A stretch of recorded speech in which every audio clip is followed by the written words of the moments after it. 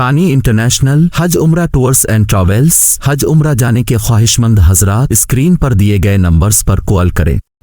نحمده ونصلي على رسوله الكريم اما بعد فاعوذ بالله من الشيطان الرجيم وبسم الله الرحمن الرحيم۔ قدم رکھنا ہے تو آگے رکھ، قدم رکھنا ہے تو آگے رکھ، پیچھے کھینچنے کے لیے لوگ ہیں نا، سپنے دیکھنے ہیں تو اونچے دیکھ، سپنے دیکھنے ہیں تو اونچے دیکھ، نیچا دکھانے کے لیے لوگ ہیں نا۔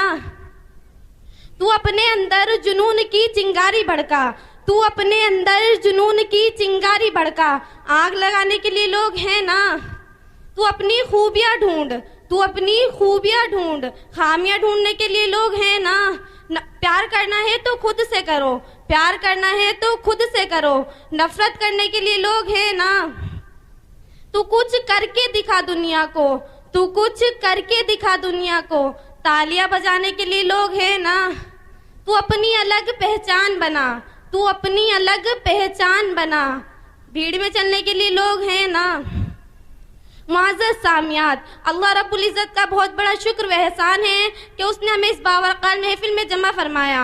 اللہ تعالیٰ سے دعا کرتے ہیں اللہ تعالیٰ ہمارے بیٹھنے کو قبول فرمائے، ہدایت کا، نجات کا، مغفرت کا ذریعہ بنا دے، آمین۔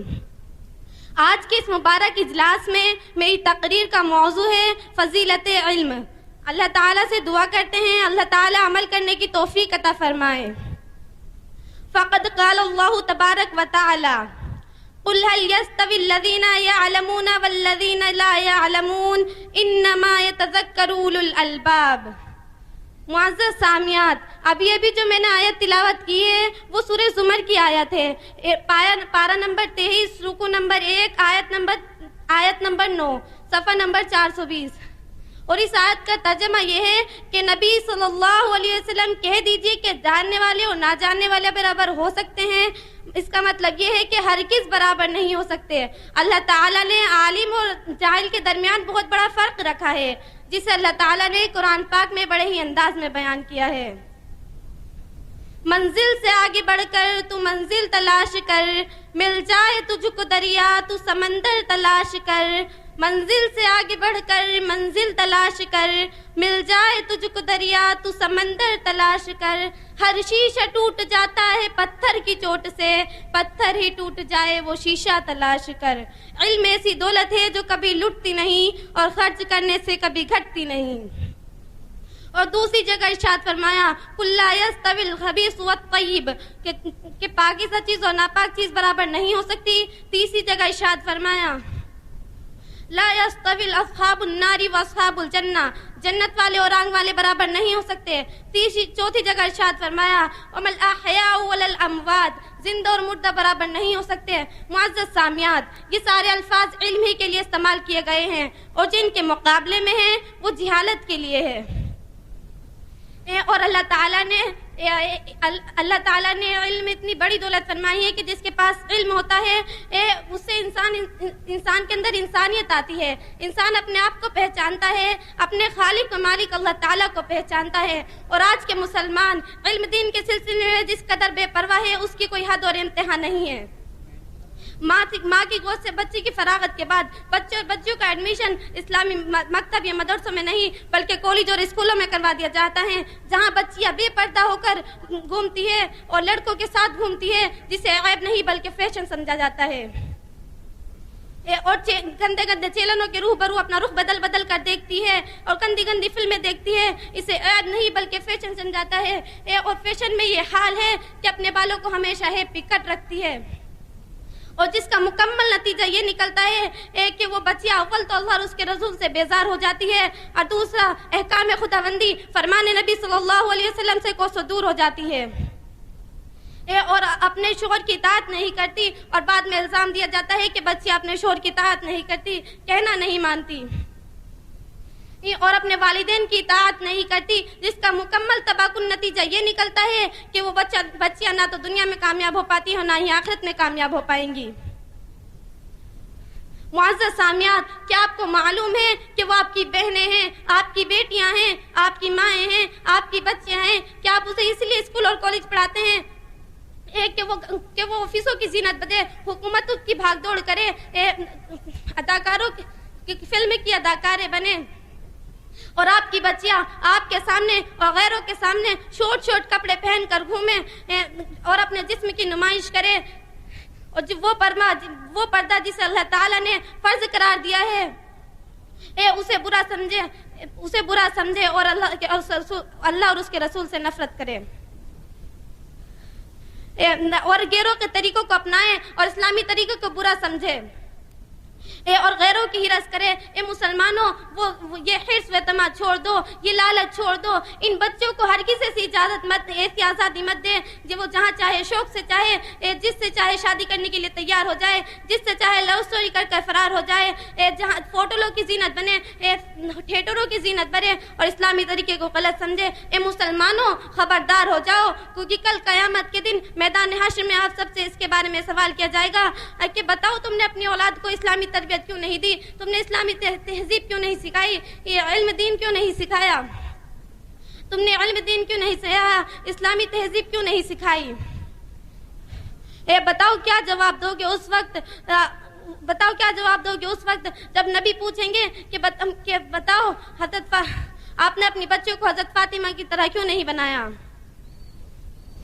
مسلمانوں، خبردار ہو جاؤ، کیونکہ وہ وقت بہت قریب ہے، وہ وقت بہت قریب ہے کہ اگر کسی میرے معزز سامعات، بہت بیشتر اور صحیح بات بتا رہی ہوں کہ اگر کسی امت مسلمہ کے مرد سے پوچھا جائے، عورتوں سے پوچھا جائے، خواتین سے پوچھا جائے، بوڑھوں سے پوچھا جائے، بزرگوں سے پوچھا جائے کہ بتاؤ کیا آپ کو اسلام کا فرسٹ کلمہ یاد ہے، کیا اسلام کا پہلا کلمہ یاد ہے، لا الہ الا اللہ محمد الرسول اللہ، کیا آپ کو یہ ورڈ میننگ کے ساتھ یاد ہے، تو وہ بچی فوراً کہے گی کہ آپ کون ہوتے ہیں معلوم کرنے والے، آپ کو ہم کیوں جواب دیں، بھلا یہ بھی کوئی جواب ہے۔ مثال مشہور ہے نا کہ الٹا چور کوتوال کو ڈانٹے، لیکن اگر کہیں کوئی فلم چل رہی ہو، کوئی سانگ چل رہا ہو، وہ فوراً کہے گی یہ فلاں اداکار کے بیٹے ہیں، یہ فلاں اداکار کی بیٹی ہے، یہ فلاں کلکٹر کے بیٹے ہیں، یہ فلاں کلکٹر کی بیٹی ہے، یہ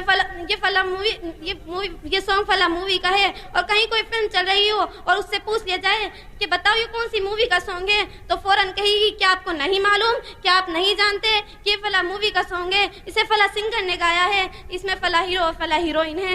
اے مسلمانوں، ذرا بتاؤ تو صحیح، وہ بچے کیسے مسلمان ہو گئی جبکہ کلمہ طیبہ مسلمان ہونے کے لیے پہلی شرط ہے کہ آپ نے نبی کا وہ فرمان عالی شان نہیں سنا کہ مشکات شریف کی حدیث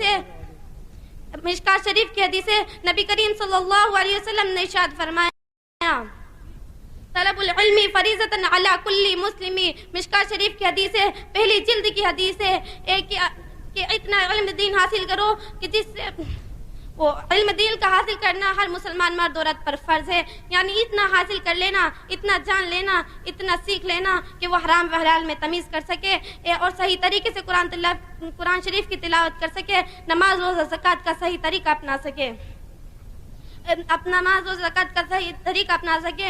معزز سامعات، علم تو وہ دولت ہے جو خرچ کرنے سے کبھی لوٹتی نہیں بڑھتی ہی رہتی ہے۔ علم وہ دولت عظمیٰ ہے جس کے سامنے قارون کا خزانہ کچھ بھی نہیں۔ علم وہ دولت ہے جس سے بنی آدم ہمیشہ کمال پاتا ہے۔ تبھی تو شیخ سعدی نے اپنی کتاب کریمہ کے اندر فرمایا کہ بنی آدم علم سے کمال پاتا ہے، نہ کہ مال و دولت سے۔ علم وہ روشنی ہے جس سے انسان جنت کے راستے کو تلاشتا ہے، علم وہ روشنی ہے جس سے گمراہ راہ پر چلنے والے صحیح راستے پر آ جاتے ہیں، اور جس کے پاس علم نہیں اس کے پاس کچھ بھی نہیں۔ اس لیے ہمیں چاہیے کہ ہم اپنے بچوں کو اسلامی تہذیب سکھائیں اور صحیح طریقے سے پڑھنے کی توفیق عطا فرمائیں اور پردے میں رہنے کی اجازت کریں۔ اور یہ سب فرض والدین کا ہوتا ہے کہ وہ اپنے بچوں کا ایڈمیشن اسلامی مکتب میں کراائے۔ ہاں، میں یہ نہیں کہہ رہی کہ اپنے بچوں کو دنیاوی تعلیم نہ سکھائے، دنیاوی تعلیم کے ساتھ ساتھ دینی تعلیم بھی ضروری ہے، یہ دنیاوی تعلیم بھی بہت ضروری ہے، لیکن دینی تعلیم ضرور سکھائے۔ وہ زندگی میں سدا کامیاب رہتے ہیں جو اپنے عہد کے شانہ بشانہ چلتے ہیں۔ ہم اپنے بچوں کو وہ کتابیں لا کر دیں جس میں علم و ہنر کے چراغ جلتے ہیں۔ وہ تھے محروم تعلیم سے مگر مجھ کو پڑھایا ہے، پسینہ حد سے بڑھ کر میری خاطر بہایا ہے۔ کھڑی رہتی ہوں شاہوں کی محفل میں سر اپنا اٹھا کر، میرے والد نے مجھے اس قابل بنایا ہے۔ السلام علیکم ورحمۃ اللہ وبرکاتہ.